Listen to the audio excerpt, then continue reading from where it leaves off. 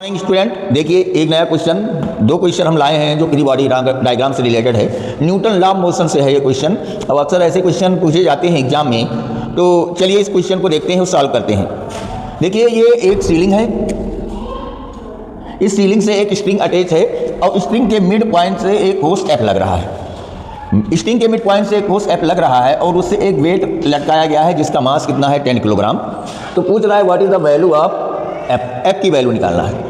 तो चलिए इस बॉडी का फ्री बॉडी डायग्राम बनाते हैं। ध्यान से देखिए, ये टेंशन है तो इसकी वैल्यू हो जाएगी, देखिए दिस एंगल 45, तो दिस इज आल्सो 45, यहाँ से आ जाएगा t cos 45 और ये कंपोनेंट ये हो जाएगा t sin 45। ठीक है, तो t cos 45 बैलेंस कर रहा है आपके mg को and t sin theta balance कर रहा है आपके फोर्स को। तो यहाँ से लिख सकते हैं इक्विलिब्रियम कंडीशन में t sin 45 equal to f and e cos 45 equal to 10g। इन दोनों को डिवाइड करते हैं तो t sin 45 upon t cos 45 equal to f upon 10g। t से t क्या हो गया कैंसिल, यहाँ आ गया tan 45 equal to f by 10 and g की वैल्यू कितनी है 10। tan 45 की वैल्यू कितनी होती है, tan 45 की वैल्यू होती है 1, this become equal to 100 and that force equal to 100 newton. ये पहला आंसर आ गया। कितना फोर्स लगेगा 100 न्यूटन। एक बार इसको फिर से देख लीजिए, ये सीलिंग है, इससे एक मार्ट अटैच है और एक हॉरिजॉन्टल फोर्स लग रहा है। इसको दो कंपोनेंट में हमने रिजॉल्व किया, टी को एक हॉरिजॉन्टल और एक vertical. T cos theta balance कर रहा है m1g and T sine theta balance कर रहा है f को। इन दोनों को डिवाइड करने पर हमें 1045 इक्वल टू f अपॉन 100, यहाँ से f की वैल्यू कितनी आ गई 100 न्यूटन। चलिए इस क्वेश्चन को चेक करते हैं। यहाँ पर देखिए एक m2 और उसके ऊपर एक m मास रखा गया है और यहाँ पर एक क्या लगा गया है, चैन पुली लगाई गई है जिससे एक m1 मास हैंग करके हुए लटका दिया गया है। यहाँ पर कह रहा है कि m1 की वैल्यू 5 किलोग्राम है, m2 की वैल्यू 10 किलोग्राम है। इनके बीच जो हॉरिजॉन्टल कोएफिशिएंट ऑफ फ्रिक्शन है वो कितना है 0.15 है। हमें निकालना क्या है, the minimum weight m that should be put on the top of m2 to stop the motion.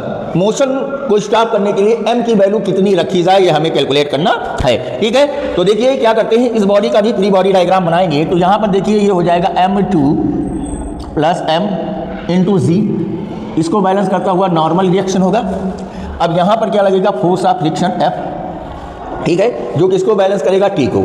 यहाँ पर देखिए एक कंडीशन ये है कि जो T है वो आपकी किसके बराबर है, m1g के बराबर है। हमें मेंटेन करनी है कंडीशन, क्या मेंटेन करनी है कि ब्लॉक वहीं पर स्टॉप रहे। ऐसी कंडीशन तब आएगी जब आपका जो फोर्स ऑफ फ्रिक्शन लग रहा है उसकी वैल्यू ग्रेटर हो। किससे ग्रेटर हो गया, m1g से। इज दैट क्लियर कि जो फोर्स ऑफ फ्रिक्शन है उसकी वैल्यू किससे ज़्यादा हो, m1g से, तो ब्लॉक मूव नहीं करेगा। चलिए यहाँ पर देखते हैं f की वैल्यू क्या हो जाएगी, mu n greater than equal to m1g। n की वैल्यू किसके बराबर है, m की वैल्यू है m2 plus mg greater than equal to m1g। यहाँ से देखिए g से g क्या कर सकते हैं, कैंसिल कर सकते हैं।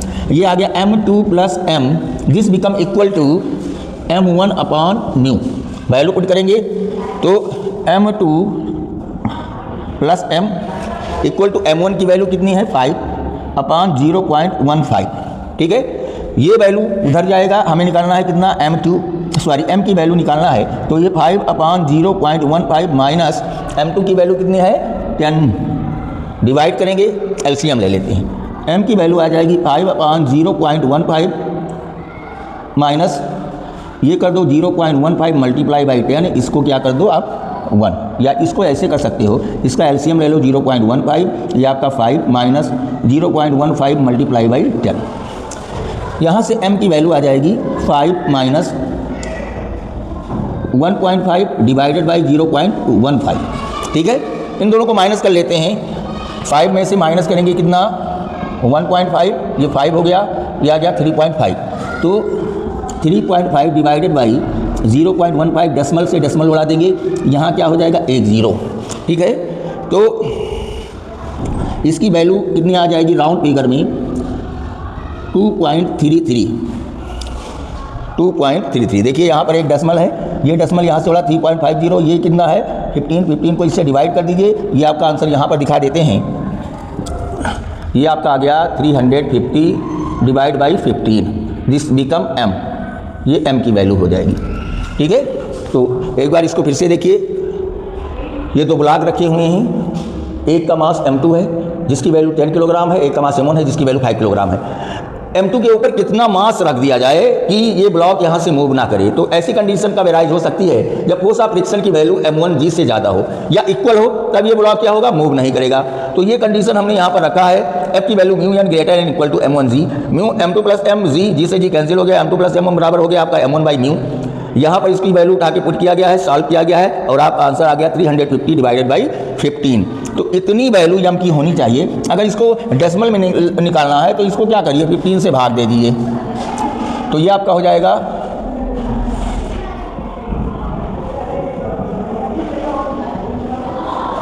23.33।